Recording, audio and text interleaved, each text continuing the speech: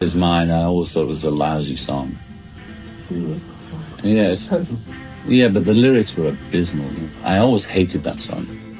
That's John Lennon talking about a Beatles song, one that he wrote. In a brutally honest 1980 interview, just months before his death, John trashed 6 Beatles tracks without mercy. We're talking songs that made him cringe, studio sessions that drove him mad, and the creative tensions tearing the band apart. And stick around for the bonus at the end. There's one song he loved, but Paul wouldn't let him sing. Let's get into it. This interview happened in 1980 with zero filter, no PR spin, just raw honesty. The Beatles recorded over 200 songs in 7 years, and John's looking back thinking, yeah, some of that was garbage. These critiques expose the exhaustion, the compromises, and the cracks forming behind the scenes. Here are the 6 songs John Lennon straight up hated. John called this his least favorite Beatles track ever. It's Only Love.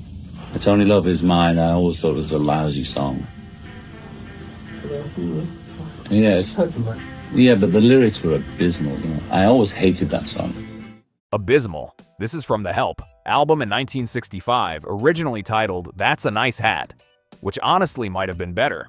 The final lyrics rhyme bright with night and fright like a nursery rhyme. Paul McCartney later admitted he co-wrote 40% of it, but wasn't defending it either. In a 1997 biography, Paul said, "Sometimes we didn't fight it if the lyric came out rather bland. It's only a rock and roll song. This is not literature." The crazy part? Fans loved it. It charted well. People still cover it. And yet, John spent 15 years hating every word. This didn't just annoy John. It infuriated all 3 of his bandmates. And Paul made them record it for days. Maxwell Silver Hammer. Oh, that's Paul's. I hate it. Because all I remember is the track. He made us do it 100 million times. He did everything to make it into a single, and it never was, and it never could have been. But he put guitar licks on it, and he had Mal hitting iron pieces, and we spent more money on that song than on the whole album, I think. They recorded this over 4 sessions in July 1969, 21 takes of the basic track alone. Ringo later called it the worst session ever. George Harrison said it took 3 full days, and John, he didn't even play on it. Engineer Jeff Emmerich wrote that John was grouchy and moody after a car accident and flatly refused to participate, dismissing it as more of Paul's granny music. This is the moment you can pinpoint the Beatles starting to hate being Beatles. John wrote this after hearing a Kellogg's Cornflakes commercial, and he knew exactly what it was.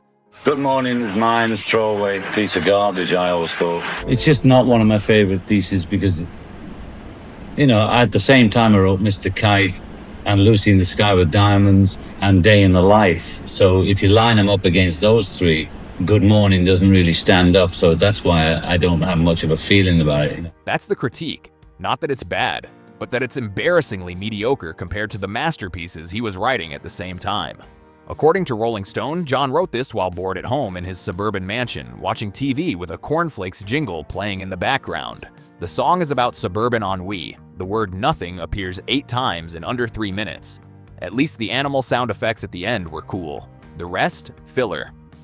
This one's going to hurt because Let It Be is beloved. Paul wrote it about a dream of his late mother. It's beautiful. John thought it could have been a Wings B-side. Let It Be. That's Paul.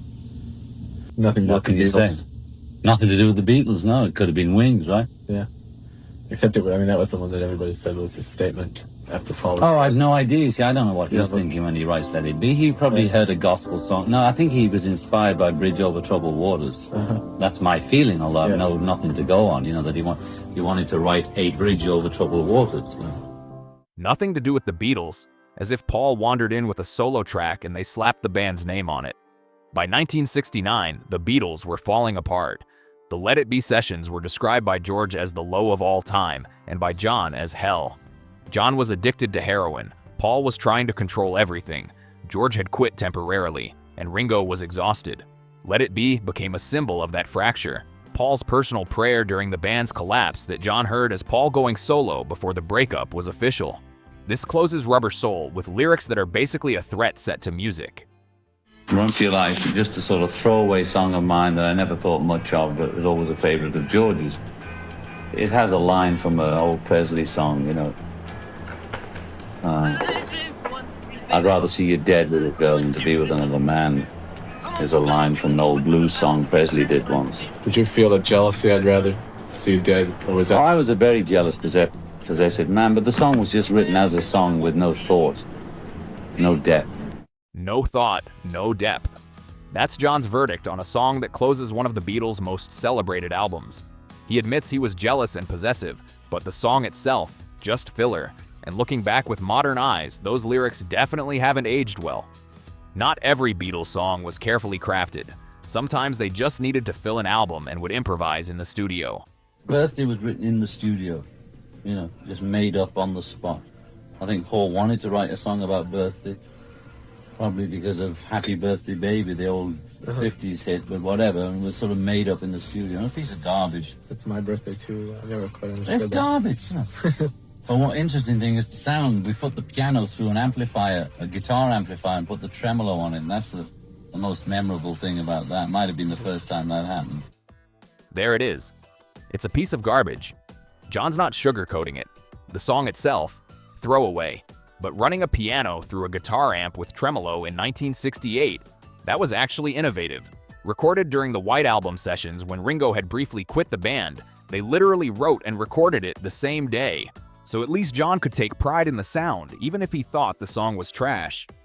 Here's the bonus. John didn't hate the song. He hated that Paul sang it. Oh, Darling was a great one of Paul's that she didn't sing too well. Yeah. I always thought I could have done it better.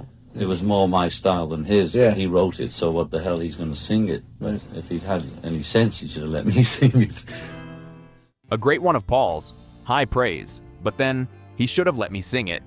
Oh, Darling is a raw, soulful rocker. Exactly John's wheelhouse. Imagine him screaming those lyrics with the raspy edge he brought to Twist and Shout. It would have been a different song entirely, but Paul wrote it. Paul wanted to sing it, and by 1969, there was no room for compromise. Okay, one more thing before we wrap, because it wasn't all negativity between John and Paul. Case in point, Hey Jude. Hey Jude is Paul's. It's one of his masterpieces. Was that when he came and said, listen to this song? I don't think I had anything to do with it. Ask him. I don't feel as though I had anything to do with it. He said it was written about Julian, my child, because he knew I was splitting with Sin and leaving Julian then. So he was talking, I'm driving towards to visit me or Julian. I think it was just to see Julian to sort of say hi to him, because he'd been like an uncle. You know, he was always good with kids. And he'd come up with Hey Jude. But I always heard it as a song to me. If you think about it, Yoko's just come into the picture. He's saying, Hey Jude, hey John. I mean, so I'm sounding like one of those fans that's writing things into it, but you can hear it as a song to me. Although it's also a song about him and Franny Schwartz at the time too. But you hear the lines, a chip on your shoulder and all those things. I always took personally, because I was the one with the chip in the shoulder, and go out and get her, you know, and forget everything else. So subconsciously, I take it that he was saying, go ahead. Right. On a conscious level, he didn't want me to go ahead. Subconsciously, the angel in him was saying, bless you. Yeah. The devil in him didn't like it at all, because he didn't want to lose his partner. There it is. John calls it one of his masterpieces, but he can't help hearing it as a message to him. Hey Jude becomes Hey John, Paul's subconscious blessing for John to move on with Yoko, even though Paul didn't want to lose his songwriting partner. That's the Lennon-McCartney relationship in a nutshell.